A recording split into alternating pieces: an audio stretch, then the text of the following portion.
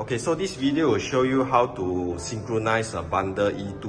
Okay, so first of all, you remove the door lock cover first. Then after that, you open the door. At the back, below the battery here, there's this black button. Yeah, you press one time. Okay, key in your PIN code, followed by star. Press 8, press and hold hash.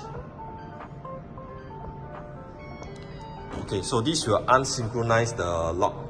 Okay, so now we will synchronize the lock. Unlock the gate lock also. Okay, so beside the key slot here, there's this black button. You press one time to lock the gate lock. Front of your gate lock. So press the Eazea name, touch the screen.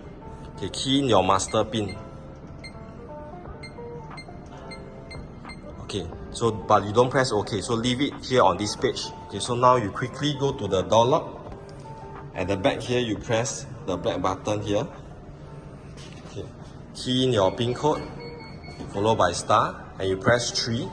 Now you go to the gate lock front and you press OK. And now you press the remote control also. Okay, so the synchronize is done already.